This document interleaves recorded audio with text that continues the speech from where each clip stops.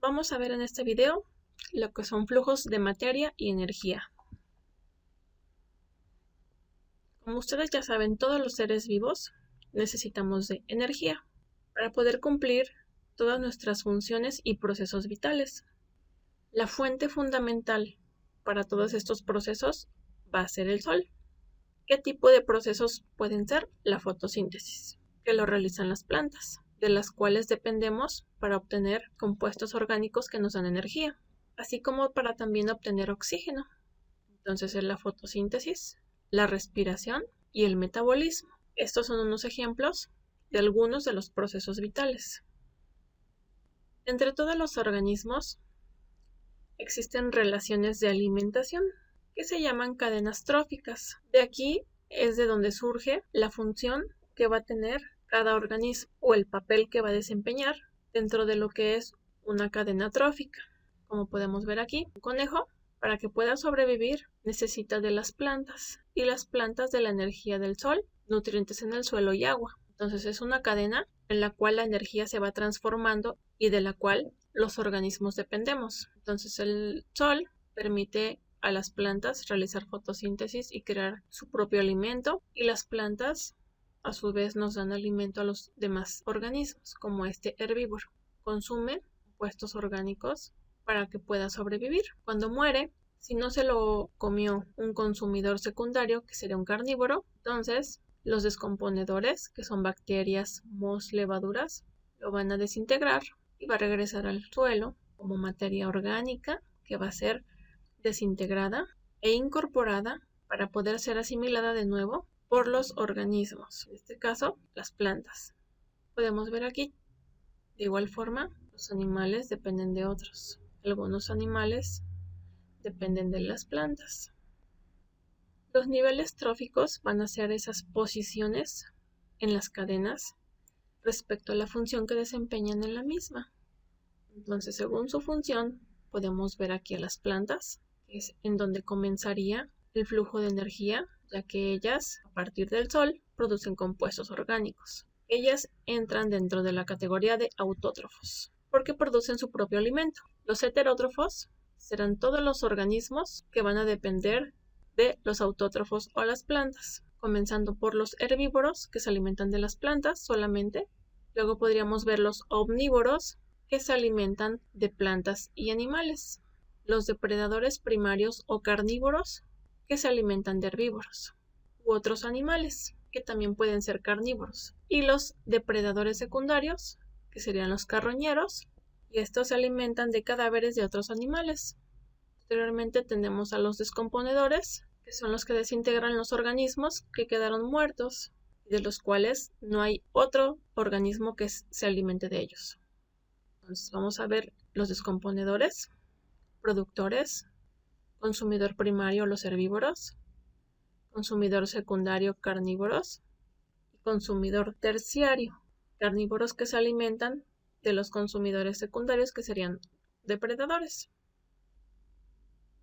Si vemos otra pirámide, está el sol, que es la fuente principal de energía para las plantas y las algas. Estos son autótrofos, producen su energía orgánica, producen su propio alimento, de la cual dependen los consumidores primarios o los herbívoros. Estos van a alimentar a los carnívoros, consumidores secundarios, y estos a su vez a otros carnívoros, para después pasar la energía a través de los carroñeros, descomponedores, y regresar otra vez a las plantas. Esto también ocurre en el ambiente acuático. Red o trama alimenticia es el conjunto de las cadenas tróficas que suceden en un ecosistema, donde un mismo organismo puede servir de alimento a varios. La energía se va a transformar al pasar de un nivel a otro, a través de la ingestión y los procesos metabólicos que ocurren dentro de cada organismo. Pero no toda la energía consumida en un nivel va a pasar a otro, ya que una parte es liberada como calor y la otra es excretada por los organismos como desechos. Aquí vemos una red. Tenemos aquí los productores. Si se dan cuenta, las flechas no van como que el árbol o la madera se alimenta de las mariposas y las mariposas se alimentan de estos insectos. No. la flecha indica hacia dónde va la energía. La de mejor calidad va a ser la de los productores. Conforme va llegando hasta los carnívoros o a los carroñeros, la energía va perdiendo su calidad. Vamos a ver que esta madera alimenta a los escarabajos. El escarabajo alimenta a este tejón y a esta musaraña. Pasa la energía aquí. Esta musaraña va a alimentar a este zorro. Esta musaraña también va a alimentar a esta águila. Y así vamos a ver toda una red de la cual unos organismos dependen de otros. Ahora vamos a ver los ciclos biogeoquímicos. Bio se refiere a vida. Geo, el origen que es la tierra, y químicos a los procesos químicos. Por lo tanto, cada uno de los ciclos involucra estos tres aspectos. ¿Qué serían los ciclos biogeoquímicos? Procesos naturales en donde compuestos y elementos son transferidos entre el ambiente y los organismos. En el ambiente nos referimos a los factores abióticos y los organismos a los factores bióticos.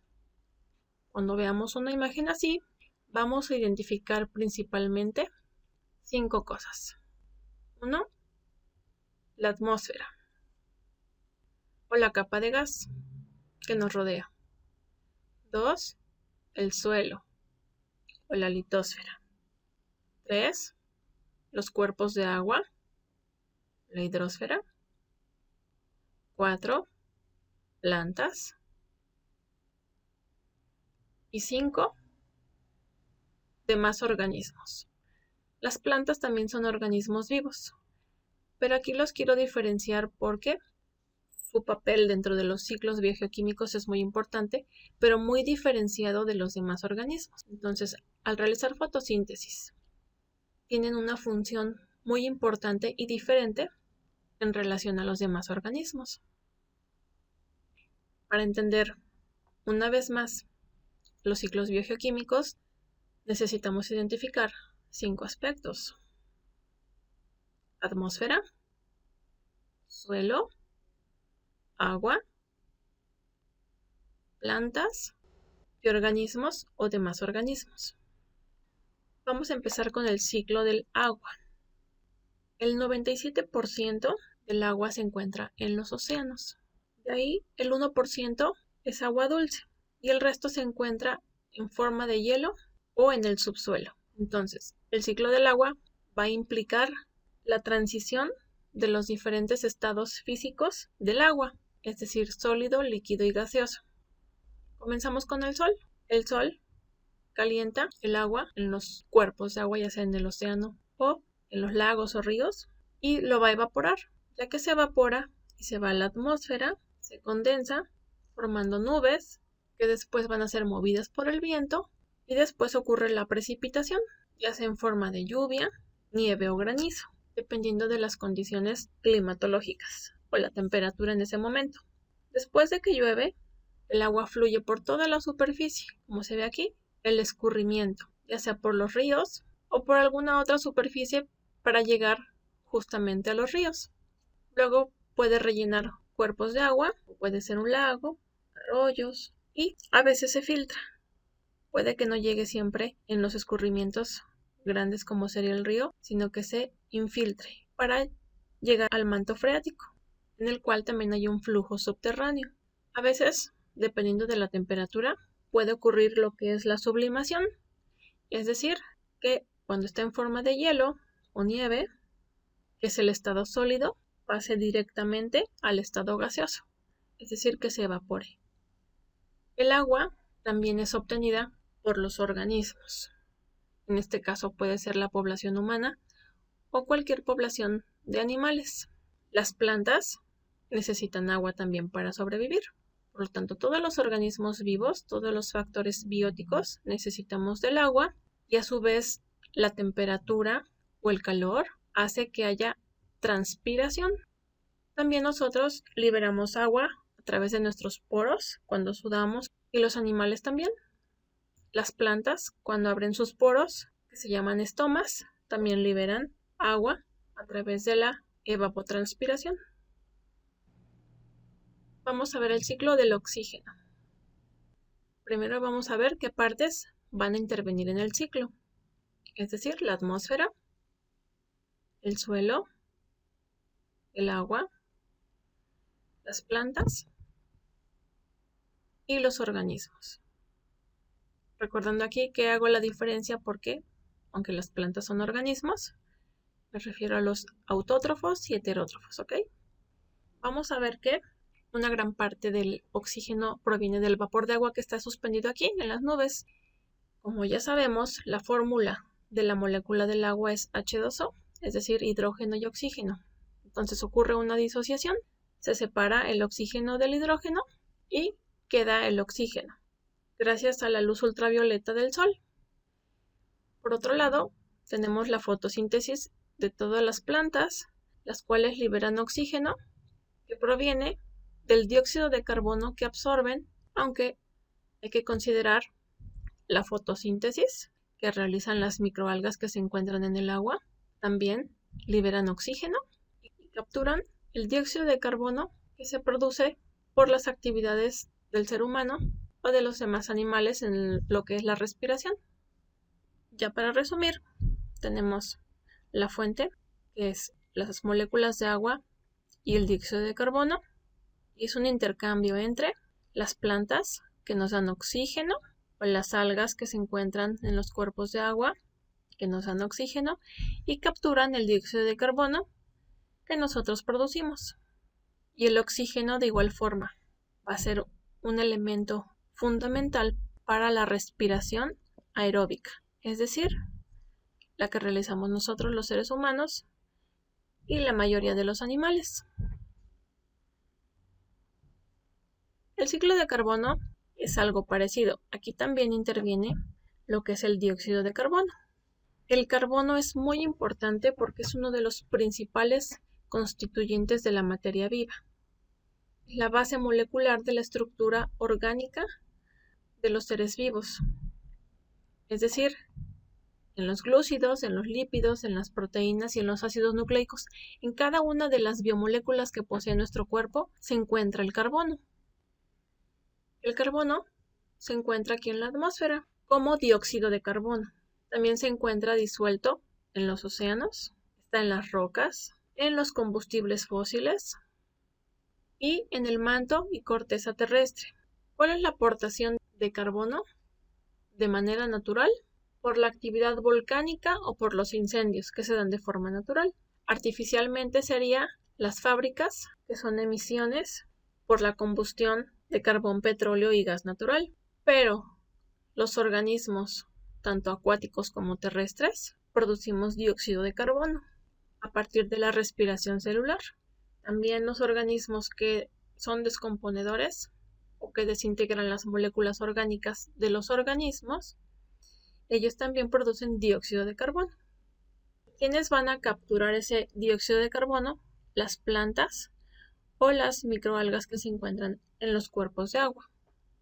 Como ya les había dicho, el carbono se encuentra en cada una de las biomoléculas de todos los seres vivos, desde unicelulares hasta multicelulares. ¿Cómo llega el carbono ahí?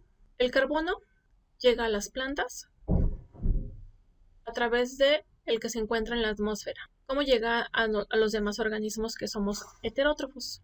A través de consumir las plantas. O los carnívoros a través de comer herbívoros.